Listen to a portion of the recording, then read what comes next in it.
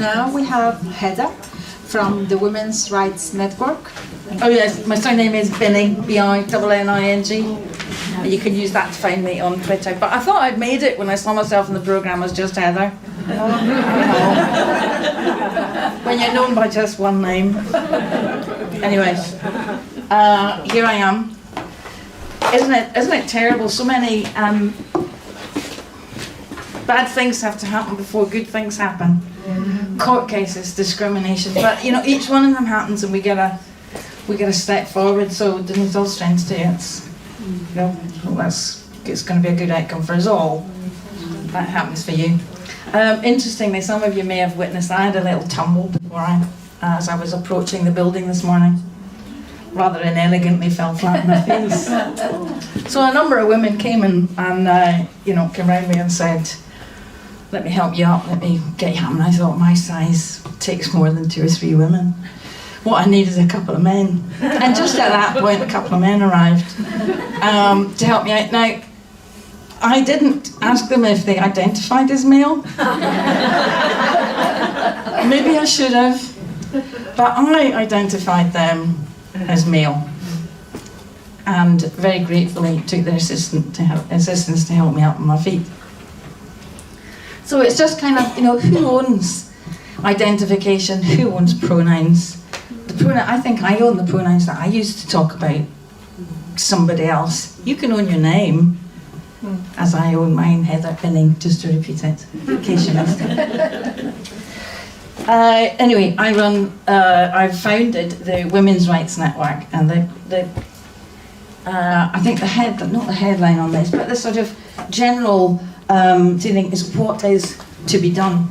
I've got thousands of ideas, as we all have. Most importantly, we have to fight together, but we have to fight in a number of different ways. And it is a fight, because what we're fighting didn't suddenly appear overnight. It was a long, slow process that gradually snuck in until, you know, gradually more and more people woke up to what's happening, and that's still happening. People are still waking up to what's happening. So it's not going to be overnight. It's not going to change next week. But with every good step from Fair Play for Women and all the success in sports, recent successes in sports, that's another step forward. There's so many different battlefronts: Arts Council, schools, and it takes a number of different strategies. No one strategy, no one attack, no one project is going to change it. It's a whole variety and range of things. So linking back to what somebody said, sorry, I can't remember who it was, said earlier, we can't fight. We mustn't fight amongst ourselves. We must recognise that different strategies have their place in this fight. It's not just one battlefront. That off my chest. And before I talk what I think we should do now, and what are we going to do? The Women's Rights Network is 20 months old. We've now got around about 2,000 members across all countries that make up United Kingdom. We've got about 65 geographical groups that allows women to meet locally and tackle. It might just be a colourful road crossing, or something the council is doing, any range of activism, from signing forms and contributing to crowdfunders, to getting out in the streets and talking to local public about what's happening in that area, and taking part in wider national campaigns that we organise, like Respect My Sex, which we did with Sex Matters and Women Uniting last year. Some of you might remember. So that's about 65 local groups. We've got about a dozen special interest groups for sports, education, police. We've also got support research groups, research academics. We've got a group of legal people. These are all members of the network. Everybody has a home and a community that they're fighting this against their local communities.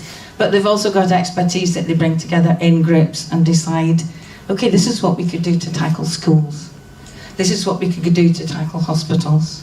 We've just done a big project was freedom of information requests of the police about rapes and sexual assaults in hospitals. Joe Phoenix is writing that report for us now, but you will sit down when you read the numbers. It's horrifying. So we've got a whole range of things going on depending on the desires and needs or special focus of the women involved. The sports group, we work with other groups, we work with Fair Play for Women. Some cross membership, we make sure we're not doing anything we try and make sure we're not doing anything that's stepping on anybody else's toes, and we augment the efforts of others. So today I'm happy to announce that we have got Women's Rights Network Australia launching.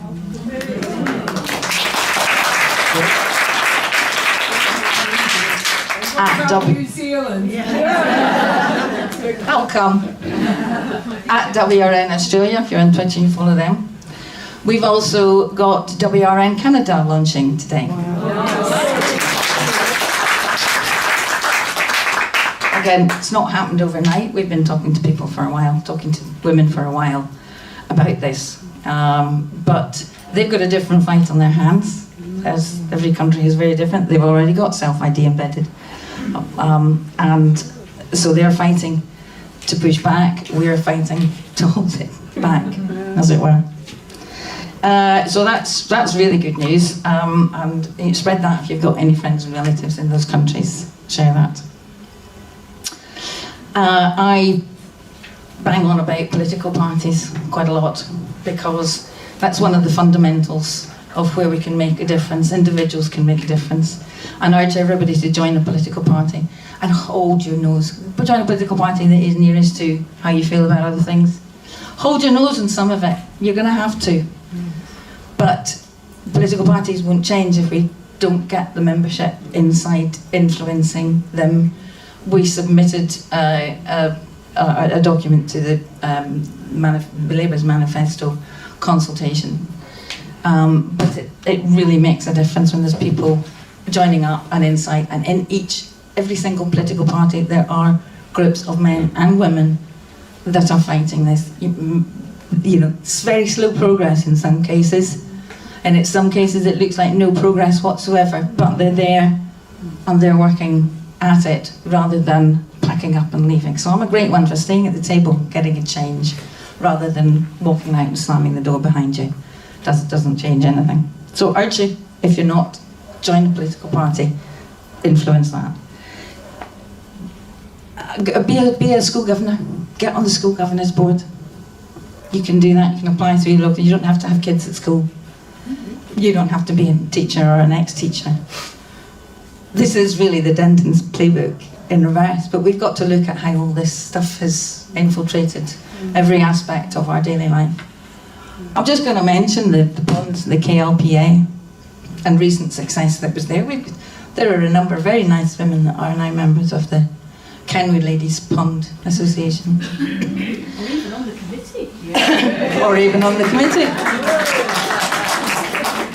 So I thought, well, Fawcett Society haven't been doing very well lately, have they? So I joined the Fawcett Society now.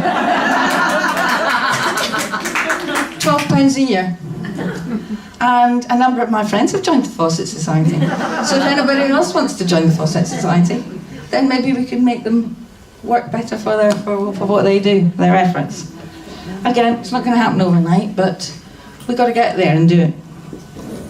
Now, one of the main reasons I think that I'm invited along, I've got a lovely space, thank you very much for allowing me here to talk to you today, is because we have been talking to a range of organisations in different countries. Spain as well, included, Germany, Norway, I can't remember. I'm not going to read off the whole list, but there's a number of organisations we've been talking to. And the demand from them was that they wanted a day of protest for women. Not International Women's Day, but they wanted to organise a separate day of protest, coordinated across the globe. And could we help them do something? So we are not going to have a day of protest. We are going to have Global Women's Day. And what we're encouraging everybody to do across the globe is, be as active as you want. but we'd rather not encourage women to put themselves at risk of, arrest or fines or anger. So even if it's just taking a photograph, having a sign and taking a photograph in front of, for instance, Sydney Harbour Bridge. I mean, if something can be identified, we get it posted online with the right tweets and hashtags, which have all been worked out and calculated, and we'll do a mass. This is Global Women's Day. You can keep your International Women's Day. This is us. This is who we are. So that's going to be, the date's changed a few times. The latest date is looking like 8th or 9th of July. It's not May 28th anymore? It's not May 28th anymore. So when is it? 8th or 9th of July. 9th. Well, the weekend of the 8th, 9th of July. Yes, it's changed it's changed a fair bit. There's a number of good reasons for that. So, if you want to get involved, if you're in the UK and you want to get involved, join the Women's Rights Network, because we'll be pushing the information out through there. We're not going to go big on Twitter and put it out in the public domain. It's all going to be through networks. Information about it happening is going to be delivered. If you know people abroad or groups abroad, get in touch with me, Heather, my own, just the Heather, at womensrights.network, and I'll put them in touch with the group that's organising it. And we've got a logo very nearly finished in our back pockets. So, 8th and 9th of July, get that in your diaries. Start thinking now. And I think that's just about it. Thank you very much.